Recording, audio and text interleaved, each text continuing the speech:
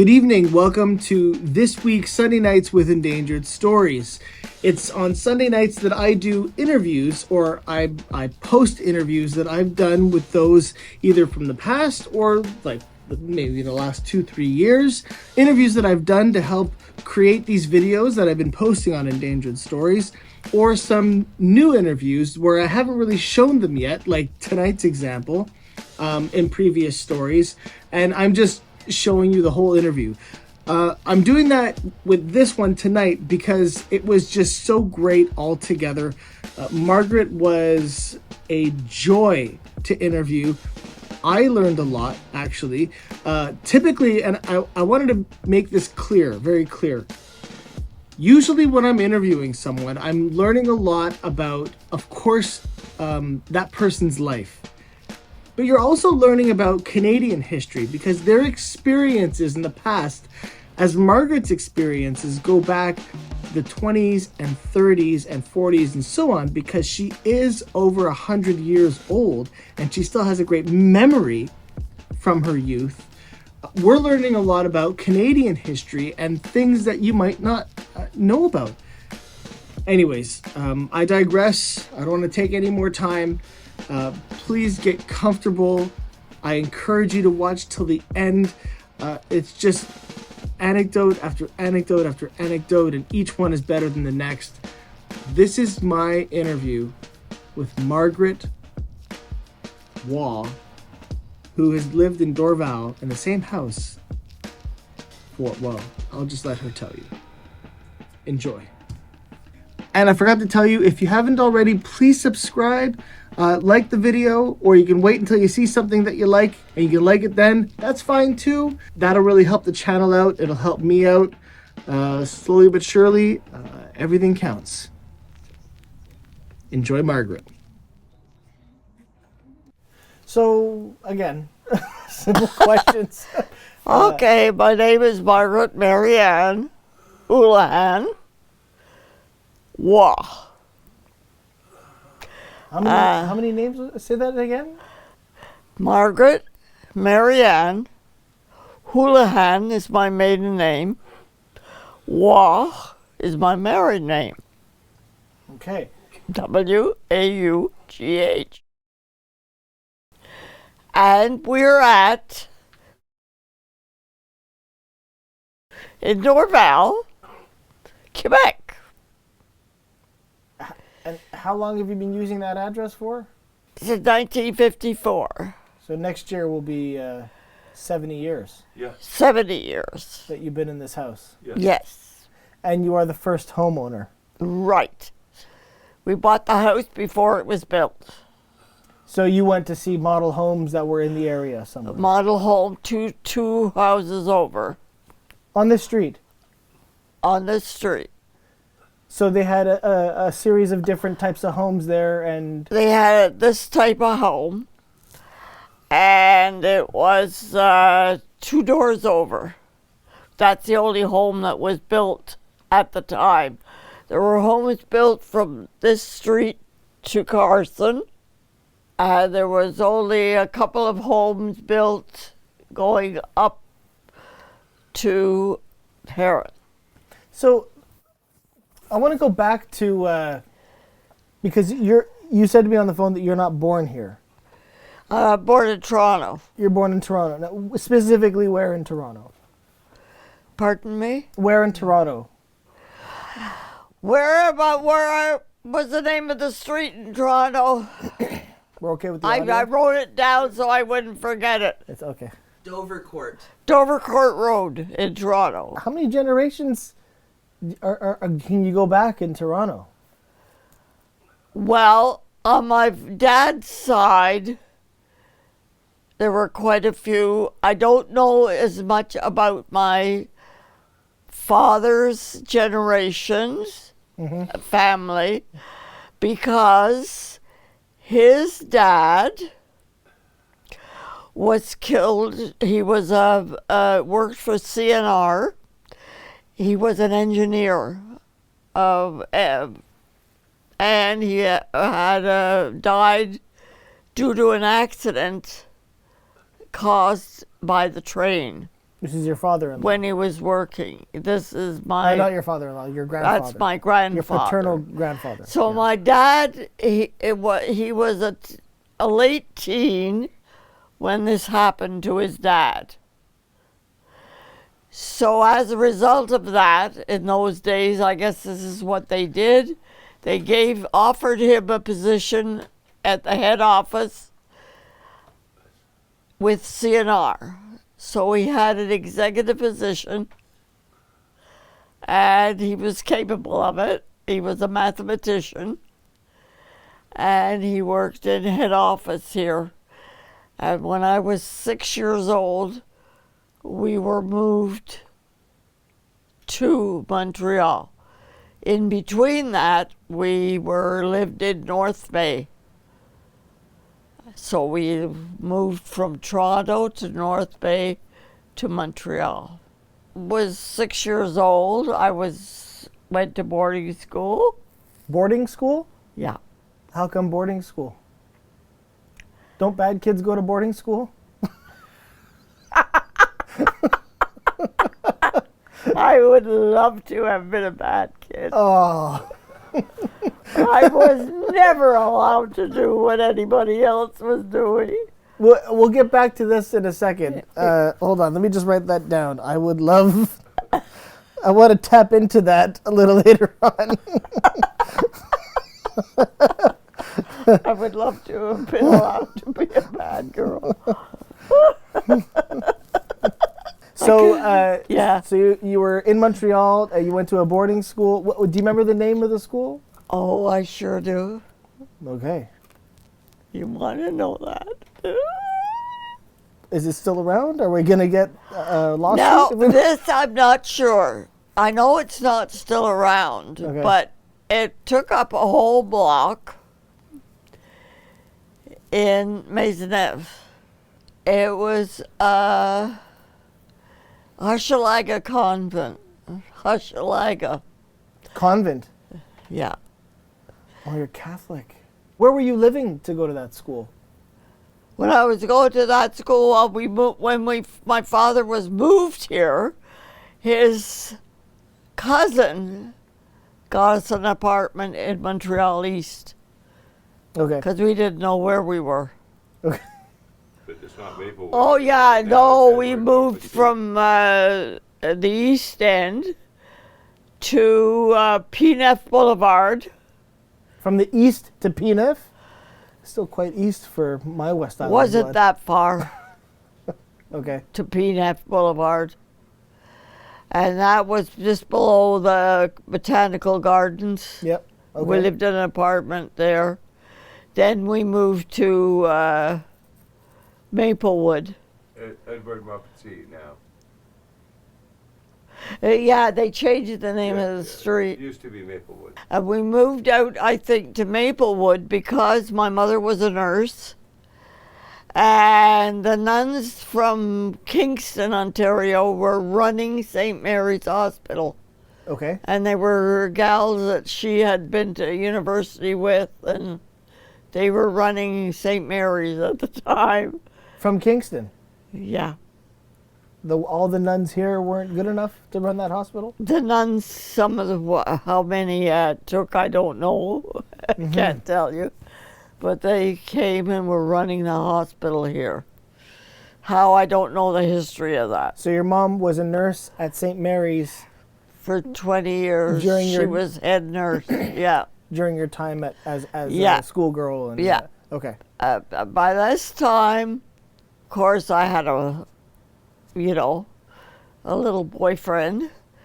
But when You I mean he was was in short? boarding school, yeah, You had a boyfriend while you were in school. yeah. Where did you find a boy while you were in?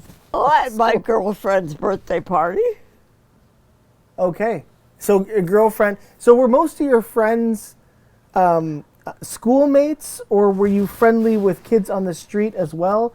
Potentially some Protestant kids that could have been on the street, or No, some I French didn't kids on the really street? have that many because Because I was You would have in loved to have school been a bad only girl. on weekends. Yeah. so your So I friends. had my friends from school, Okay. And yeah, and I met this boy at her birthday party. At that time, I guess I was about 14, 16, Okay. 15, 16. Okay. But he, unfortunately, was the eldest of 3 kids, and his dad was a shipbuilder from Scotland. And he had to go to work because his dad was laid off work often. Mm-hmm. And in those days, that's how things were. The eldest of the family had to go to work to help the rest of the family make out. So at 14, when he finished grade school, he had to go to work. He got a job at Burke's Jewelers. When the war broke out, his dad had been a prisoner of war for 2 years. In the Second World War? In the First World War. In the First World War? His dad. This is my husband I'm talking Yeah, about. yeah, yeah. Your father-in-law. Yeah. So he was 17, got a job at Burke's. When he turned 18, the next year, it was the London Blitz. 36. So he joined the army. 36, yeah. And So war breaks out in Europe, and opportunity knocks at these kids who could use a good job. It's interesting because, I mean, that's not a good sell for the history books. The good sell for the history books is everyone felt a sense of Canadian pride and wanted to go and liberate, and all this stuff. You never hear about the compensation reality of the whole thing. So he was there for 5 years. So when he came home 18 from... to 23. So I wrote to him That's for pretty 5 formative years, and he wrote to me for 5 years. Well, wait a minute. We didn't even get to the point where you guys had developed something to even warrant love letters back and forth. So we're still at the birthday party. So the birthday party happens. You play 7 minutes in heaven or whatever you would do at the time. And you would get to know each other. And then you just... I went back to school. You went back to school. And this boy you would see every now and then, or you lived close by? Once in a blue moon. So what between that and writing letters while he's overseas, what happened in between there to make him want to keep a correspondence with you? I don't know, because he liked me. So he got your address. I'm gonna keep in touch with this girl. I So guess. he starts writing you letters. So for 5 years, you're going back and forth. Jason, there's a box of letters, literally, which she still has here, full of letters he wrote every day. If not every day, every second day. If you didn't marry this guy, he would have been pissed. Wow. And what about, did he come home with yours? So he came home. Okay, in the meantime, Yeah. I finished high school. There's no other guy apparently for 5 years who's catching your eye, and this whole time, well, there's no guys. Not really. There's no guys. Aren't a lot of them overseas? Well, this was it those days. For 5 years, there was no young men around home. Anyway, when I finished high school, I wanted to move out of Quebec. So I went up to Ontario, to where I grew up, and I lived with my granddad for a while. Very close with him. And I went up there, and I lived with my granddad for a while. Such young ladies did in those days. I was in the doghouse because I left them after about a year. I went over to live with my cousin. Big deal. So anyway, it was a big bad thing I did to leave my granddad. Being a single young lady, I wasn't supposed to do that. And I, at the time of the war, and so I joined the YMCA, who was, all the pilots were coming over for training around Kingston, Trenton. And so I got into that, and that's how I got into the work that I've been doing right up until I haven't retired yet. Volunteering in hospitals and etc. That's what I've done for the last umpteen years. Eh? Yeah.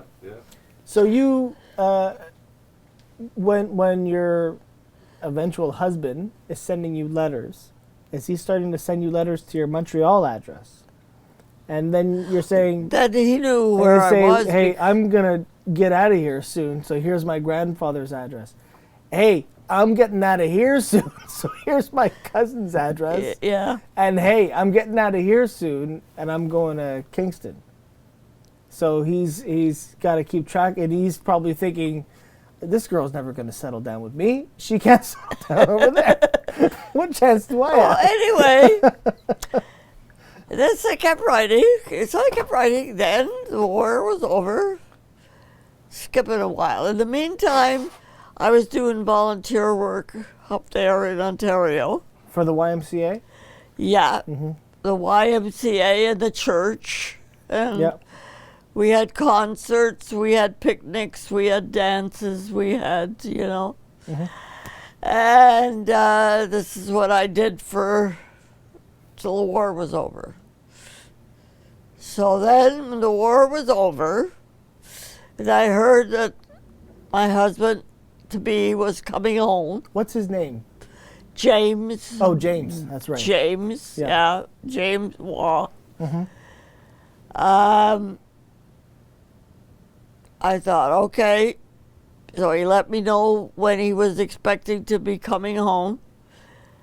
And so then I came home to my parents who were living here still and waited for him to arrive home. Was it awkward? No. Well, it's just a lot of letters back and forth, and then you physically see each other, and it's like, where are we now? And so do we hug? Do when we shake he hands? came home, his parents were here. So when he came home, was just like he'd never been away. So he comes home, and I think the Veterans Land Act happened not too long after that, by 45, 46. And that's when, St. Louis and Lakeside Heights gets built up with all the veterans go there. I know near the Olympic Stadium area, there's another area where they built all veteran homes there too. So they offered him to either be a farmer or to have a plot of land somewhere here on the island. I don't know what he took when he got home, whether it was I think he took a cash settlement or something. Oh yeah, because I know some vets lived in Lachine for a little while. So he took the cash because he wanted to buy a ring, I'm guessing. I guess, I don't know, because I got a diamond ring at Christmas. Yeah. We went together for 2 years, and we didn't have any money anyway. I was working at the time. I come back and got a job with Bell. So we saved a bit of money. And then he had an offer from a wholesaler to Burke's. Offered him a better job. Burke's never forgot about him? And this is the guy that kid who was working in the back? So he still, because when he came back from the war, he still had to get his job offered, when that was one of the stipulations during the war, that whoever had a job, the people had to give them back that job after the war. No kidding. Yeah, that was a I had no idea. that was a demand. Yeah, Wow. that anybody who had a job had to have that job presented to them when they came home, the day they came home from war. But then somebody came in from a different company one day with their presentation to Burke and told him that they would offer him this. We were just going through the papers there this week. Yeah. I've got the papers that We'll look through it after. he went to Toronto because the position was in Toronto. Yeah. He went to Toronto. They had to talk and blah, blah, blah. And they never told him that he was going to be on the road, I don't think, all the time, or else he didn't realize what it meant. Because he traveled from coast to coast, from Newfie to the one coast to the other, north and south. Wow. And anyway, they said to him, so then he phoned me and he says, I can't stay up here alone. I'm lonesome. I don't want to be alone up here. Are you guys married yet at this time? No, we weren't You're married. still not married. We weren't married When yet. is this guy gonna get married? So Holy moly. he phones me. I can't stay here alone. I'm too lonesome and I don't like it and blah, blah, blah. He says, let's get married. No kidding. So The longest courtship I've ever heard of in that era. anyway, he phones and he says, I don't want, let's get married. They've given me a week off to come home, get married, have a honeymoon, but I have to be back at work in a week. I ended up getting married in St. Raphael's. They brought my mother in a wheelchair from the hospital because she had to go back in the hospital. I have an exciting life. So we got married in St. Raphael's. It poured cats and dogs. Oh no. Miserable day. The only people at the wedding were really my parents and his parents and a few friends, very few friends. We went to a very popular place in Laurentians for our honeymoon. Yeah. Something that really shocked me, and still does, well, they're still having trouble, was this huge sign in front of the hotel, no Jews allowed. I never forgot that. What? Yeah. No Jews allowed. And this is after, still soon after the war. This is soon after the Holocaust. This is soon after learning about all this stuff. And you go up on your honeymoon and you still see this. I never forgot it. I was shocked. Like, you know. Did you have any Jewish friends, a Jewish community? I've got lots of Jewish friends. At that time, would you have known any or gotten to know any? I never paid any attention to things like that. I didn't. But that's the way I was taught. Yeah. You know, I was always taught that it doesn't matter what, you know. Well, her husband wasn't Catholic either. Good in everybody. Oh, yeah. And this, what was he, Protestant or what was he? We were Roman Catholic. No, your husband. He was Presbyterian. Presbyterian. And they were okay with But they were very, very religious. Like when he was little, he was at church 3 or 4 times a day, you know, going to kindergarten, going to the church, regular adult services. But both parents on both sides were okay with the two of you getting married. Yeah.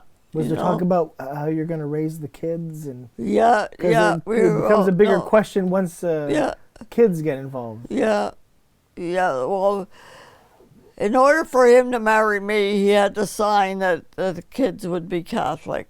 There it is. There's the rub. I have to tell you a really quick story. So one day, we come back from church. I'm probably 10, 8, 9, 10, I don't know, somewhere in there. And we came back here, and Mom and Dad had gotten into an argument about something. I don't know what it was. And my dad said, "I'm not even Catholic." Like he went to church and he took us and did all this stuff. He said, "I'm not even Catholic." And I heard this as a 8 or 9 or 10-year-old, and I thought, "Oh my God, my father's going to hell." No, like, I didn't know. You didn't know? No, I didn't know. And so that devastated me at that moment, that, oh my God, my dad is not Catholic, and I was brought up as Catholic. Like if I was ill or whatever, He went every week. he would take the kids to church. Okay. Yeah. So he got a transfer to work out of Montreal. So we came back here and we lived in Norgate. Norgate, Where's Norgate? It's kind of like, St. Laurent. But you were in Saint Laurent, and you were pretty comfortable there, close to Belmont Park, fun with the kids, close to the water. North Shore was nice. So why not find a place over there? What was the pull to come Here. all the way over here?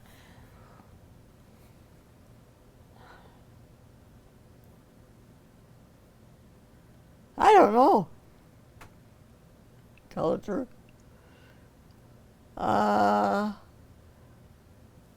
It appealed to us, I guess. I guess because we like the lake shore. You'd been to the lakeshore a lot before moving here, A few times. just for the scenic route, the lakeshore drive. When and- I was in boarding school, we came out here in the art department. Where exactly? In Valois or Dorval? Further out on the lake shore. Going west. It was to a home of a friend of one of the nuns. And she held art class there. Said, "Come on out one afternoon." And I remember coming all the way out. But it was further out. She said, "Bring your pupils out for the afternoon, and we'll have Right. an afternoon of art and tea and, you know." So you it's possible you saw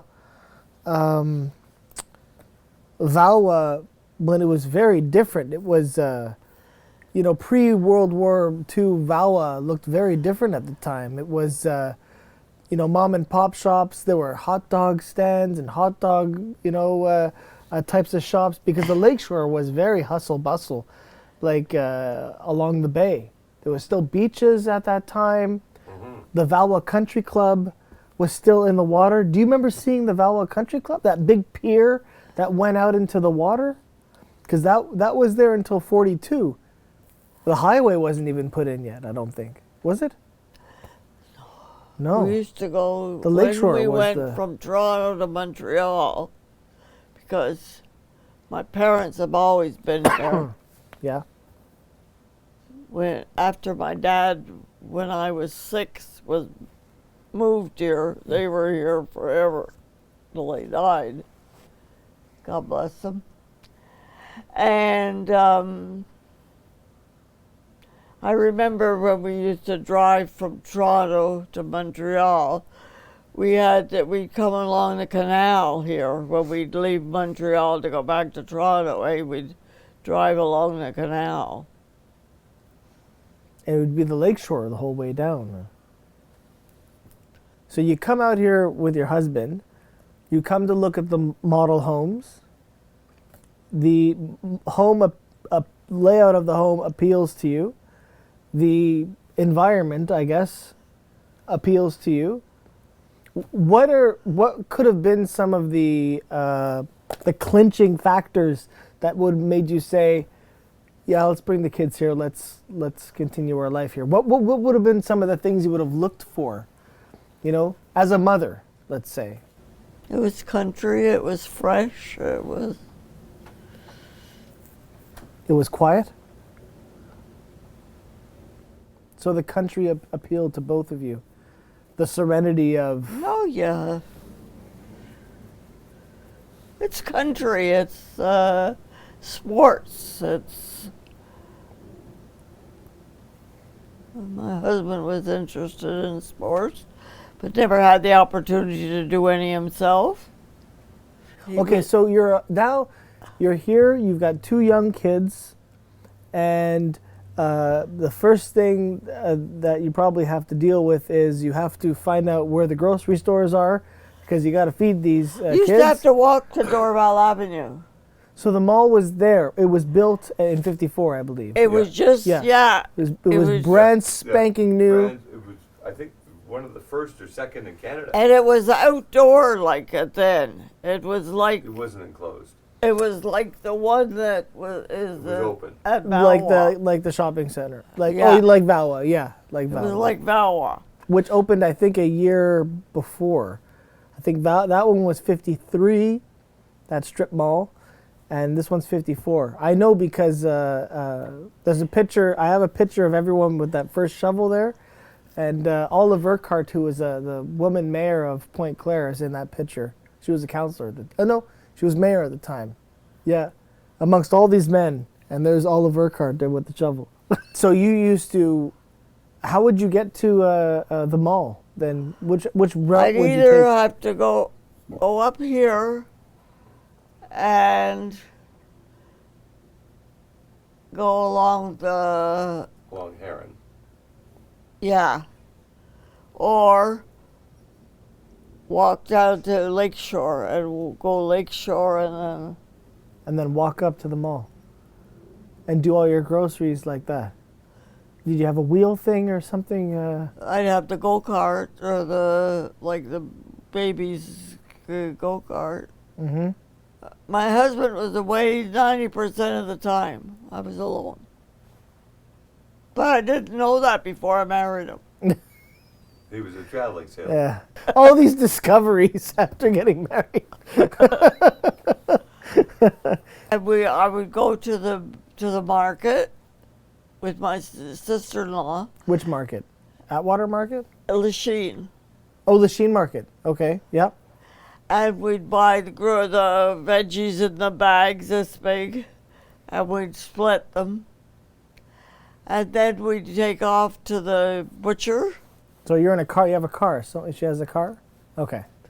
Then we'd take off to the butcher and buy a hind of whatever and have it all parceled up in roasts or chops or whatever. Mm-hmm. And put it in the deep freeze. Wow. I had that up until not too long ago, eh? That's right, yeah. Built to last. I could get in it. I had to get in it to wash it. Right. Yeah.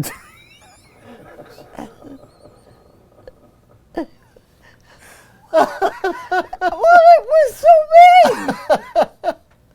Oh, it's true. You can't lean over. It'll fall in anyways. I couldn't, yeah. So I would have to get in it.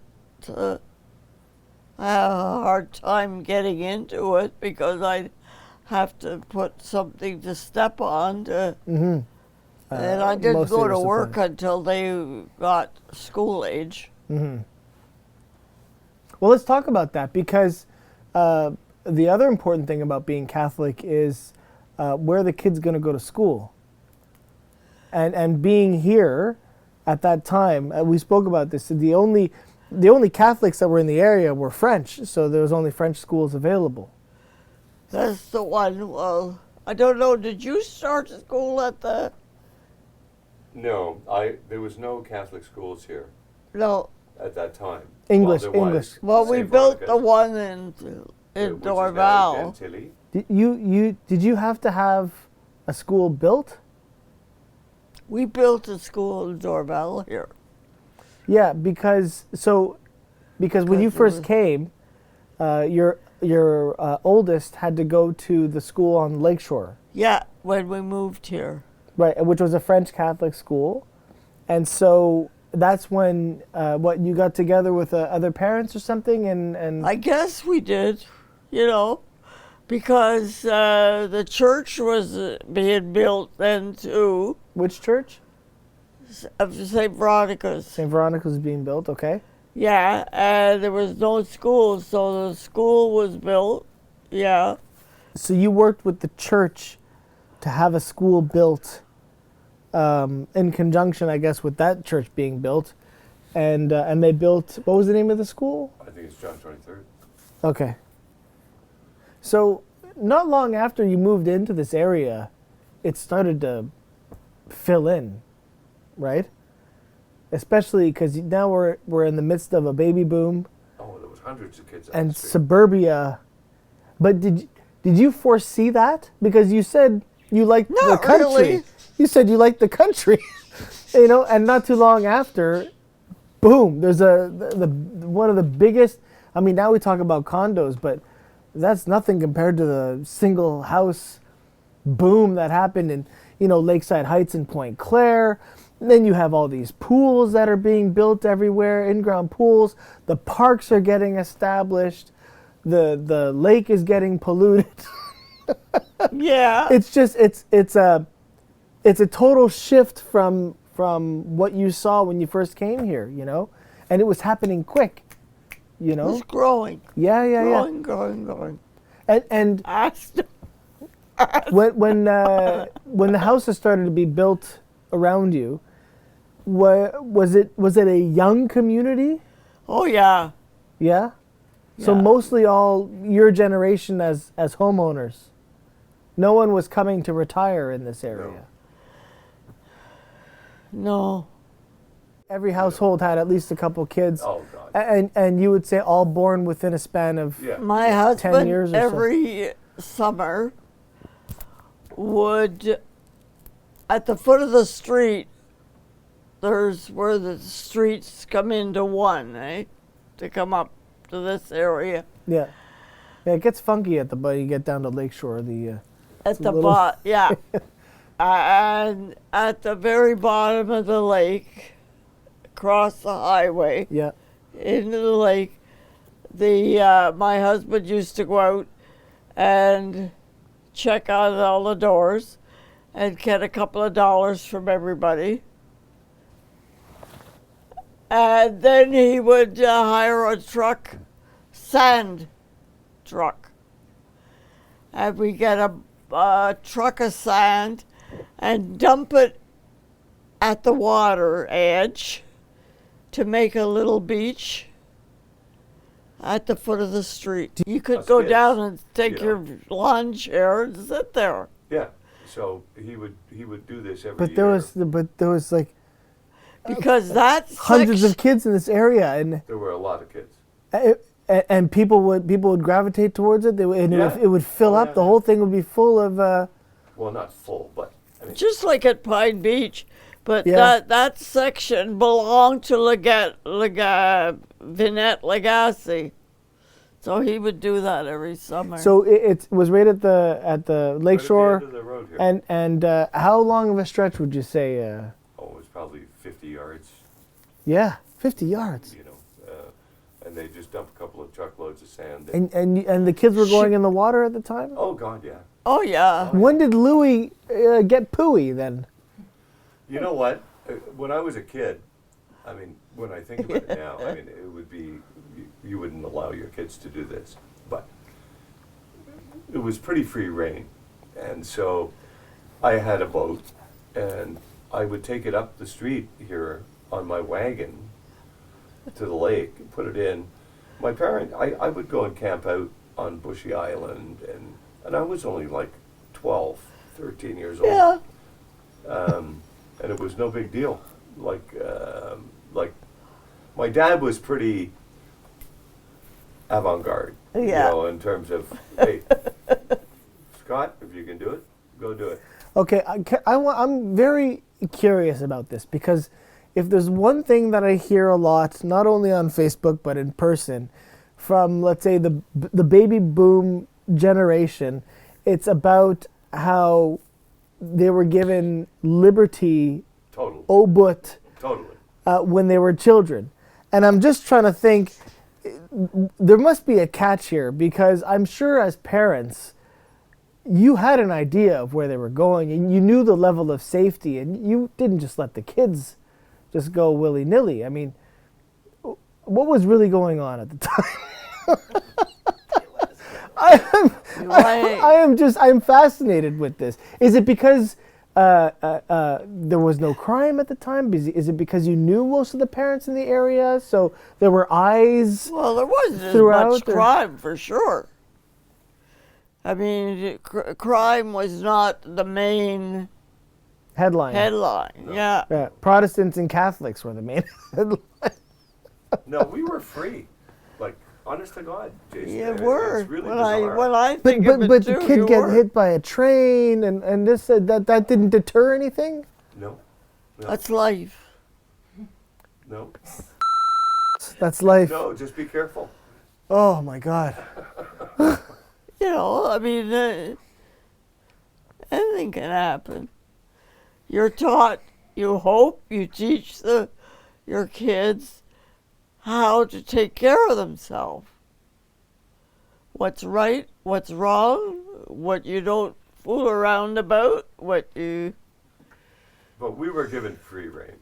Yeah. There's no question. I mean, Oh, yeah. what we could do behind, a domineering mother, but you could still. What do you mean? What do you mean? You can't slip something like that and not have me ask the question. He left that out fast, didn't he? Well, We just wouldn't tell her. well, what would have been something punishable at the time, for example?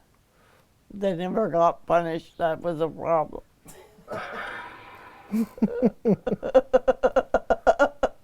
Were most people just easygoing? Would you consider yourself more easygoing than other parents? Ask him.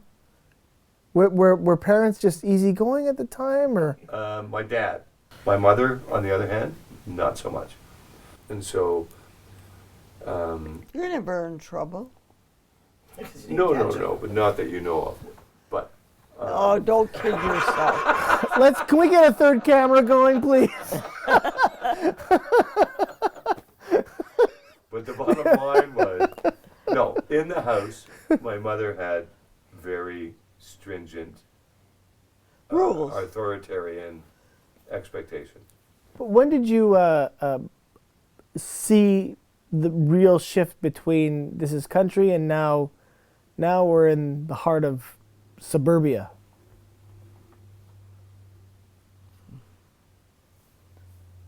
Well, when I was working in the city, when I started working, then probably I noticed the difference, What was it? between What was it that? traveling back and forth. And when I started work, I used to have to go up and stand on the highway to get the buses from either a bus from Toronto or Ottawa to flag them to pick me up at the top of the corner up top here. Back in those days, there was no municipal transportation for So here. there was what we used to call it was the provincial bus. Yeah. Yeah. So you literally have to go up and stand on the highway, and the provincial bus would stop and pick But them you'd up. have to You have flag to them down flag because it them. wasn't a stop. No, they, you And, just and you flag 'em down. and you would hope. That they stopped. That they would saw stop. you.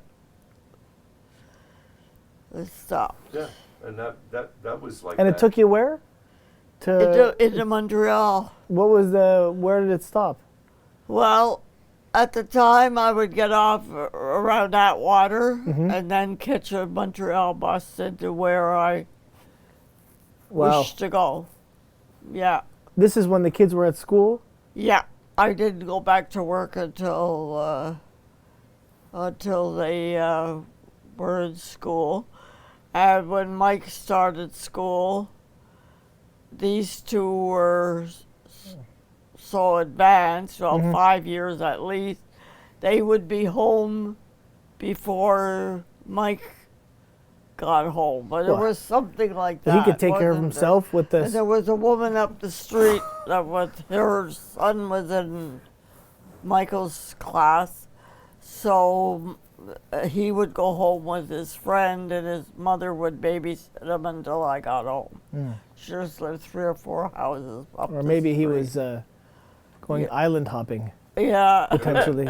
You know, so like I never had a Boy problem from the that islands. way. Yeah, you know.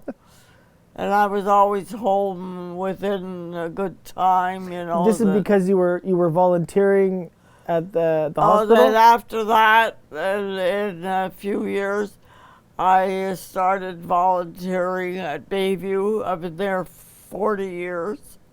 40 years. Yeah. What do you remember what year you started there? It was the year they opened the new. It was a home Yes. that was a plantation home. So when you bought the house, and let's say the kids are getting older and they're going to school, did you know back then? You said, "That's it. I'm here and I'm not going anywhere," or did time just sort of keep going by? No, I'm a quiet type. Like I like a quiet. I don't know what you'd call me.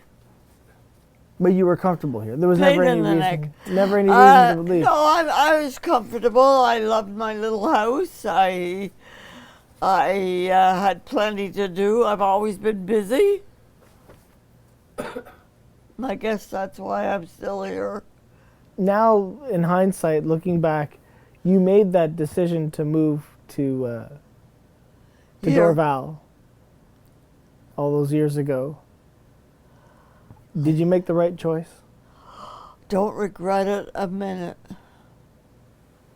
Don't regret it at all. Every time I go down the lake shore, thank God. That you chose Sounds this area? crazy, but I know I've had a very, very happy life here. And raising kids here, At the time, yeah. even though they were going out in the middle of the lake, island hopping. He's my pride and joy. I was about to say that. She adores her kids. But it turned out to be a nice place also to raise a family. Oh yeah, oh yeah. I don't know what they thought about it, but I've got no complaints. I'm very proud of Scott Hey, listen, and it's all good. and Judy and Mike, and I don't know all their real truths, but But I mean from a mother's perspective, to Oh, raise yeah. kids in this part of the island, Montreal, in Dorval. I mean, with the sports that were available and the parks available and the shoreline available, that oh yeah, it was a nice place to raise a family. I would say so. Hmm.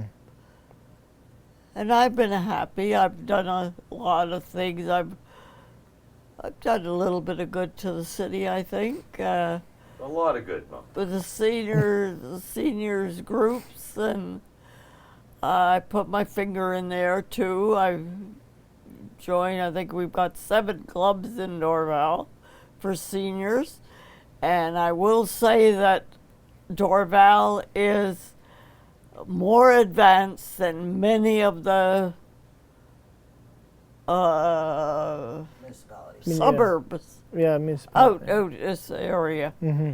That they're way ahead of a lot of them. People are just catching up now with some of the other little pots, you know. Mm-hmm. And yeah, we're very active, and I'm very proud of Dorval. And yeah, I've enjoyed it, and And you recommend it? come on out. Yeah.